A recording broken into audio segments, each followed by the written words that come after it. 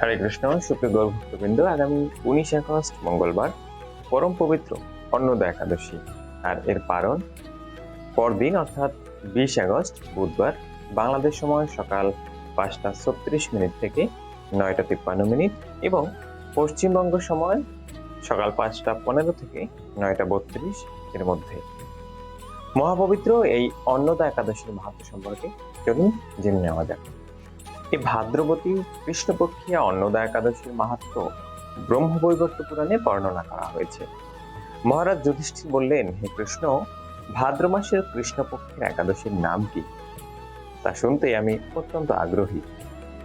শ্রীকৃষ্ণ বললেন, হে রাজন, আমি সবিস্তারে এই একাদশীর কথা বর্ণনা করছি, আপনি একাগ্র চিত্তে তা শ্রবণ করুন। ভাদ্রের কৃষ্ণপক্ষিয়া একাদশীকে বলা হয় অন্নদা। এই তিথি সর্বপাপ বিনাশিনী। যিনি শ্রীহরির অর্চনে এই ব্রত পালন করেন তিনি সর্বপাপ মুক্ত হন। এমনকি এই ব্রতের নাম শ্রবণেই রাশি রাশি পাপ দূর হয়ে যায়। এই ব্রত প্রসঙ্গে একটি পৌরাণিক ইতিহাস রয়েছে। প্রাচীনকালে হরিশ্চন্দ্র নামে এক নিষ্ঠাপরায়ণ সত্যবাদী চক্রবর্তী রাজা ছিলেন। পূর্ব কর্মফল ও প্রতিজ্ঞার সত্যতা রক্ষায় তিনি রাজ্যভ্রষ্ট হন। অবস্থা এমন হলো যে তিনি নিজের স্ত্রী, পুত্র এবং অবশেষে নিজেকে পর্যন্ত বিক্রি করতে বাধ্য হলেন। হে রাজেন্দ্র, এই পুণ্যবান রাজা চণ্ডালের দাসত্ব স্বীকার করেও সত্য রক্ষার্থে দৃঢ় নিষ্ঠা প্রদর্শন করেছিলেন। তিনি শ্মশানের মৃত ব্যক্তির বস্ত্র পররূপে গ্রহণ করতেন। এইভাবে তার বহু বছর কেটে গেল। দুঃখ সাগরে নিমজ্জিত হয়ে কি করি, কোথায় যাই, কিভাবে এই দুর্দশা থেকে মুক্তি পাই, এই চিন্তায় তিনি দিনরাত্রি বিভোর থাকতেন। এমন সময় দৈবক্রমে পরদুঃখে দুঃখী গৌতম ঋষি রাজার কাছে এলেন।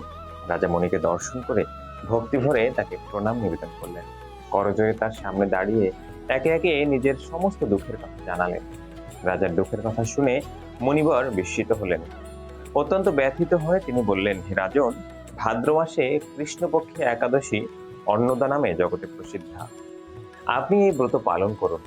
এই ব্রতের প্রভাবে আপনার সমস্ত পাপের বিনাশ হবে। আপনার ভাগ্যবশত আগামী 7 দিন পরেই এই তিথির আবির্ভাব হবে। এই দিন উপবাস থেকে রাত্রি জাগরণ করবেন। এইভাবে ব্রত উদযাপনে আপনার সমস্ত পাপ ক্ষয় হবে। হে রাজন, আপনার পূর্ণ প্রভাবে আমি এখানে এসেছি জানবেন। এই কথা বলে গৌতম মুনি অন্তর্হিত হলেন। ঋষিবরের উপদেশ মতো তিনি শ্রদ্ধা সহকারে সেই ব্রত পালন করলেন। তার ফলে তার সমস্ত পাপ দূর হলো।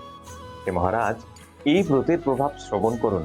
যথাবিধি এই ব্রত পালনে বহু বছরের দুঃখ ভোগের অবসান হয়। ব্রতের প্রভাবে রাজা হরিশ্চন্দ্রের সকল দুঃখ সমাপ্ত হলো। পুনরায় তিনি স্ত্রীকে ফিরে পেলেন এবং তার মৃত পুত্র জীবিত হলো। আকাশ থেকে দেবগণ দুন্ধুবি বাদ্য ও পুষ্প বর্ষণ করতে লাগলেন। নিষ্কণ্টক রাজ্য সুভোগ করে অবশেষে আত্মীয় স্বজন ও নগরবাসী সহ স্বর্গে গমন করলেন। যে মানুষ নিষ্ঠা সহকারে এই ব্রত পালন করেন তিনি শ্রী হরিচরণে ভক্তি লাভ করে অবশেষে দিব্যধাম গমন করেন। এই ব্রতের মাহাত্ম্য পাঠ ও শ্রবণে অশ্বমেধ যজ্ঞের ফল লাভ হয়। সুতরাং ভক্তবৃন্দ, আশা করছি আপনারা সকলে এই মহাপবিত্র ব্রত পালন করবেন এবং এই ভিডিওটি শেয়ার করার মাধ্যমে অন্যকেও জানার সুযোগ করে দেবেন। সকলে ভালো থাকবেন, কৃষ্ণ ভাবনার সাথে থাকবেন। হরে কৃষ্ণ।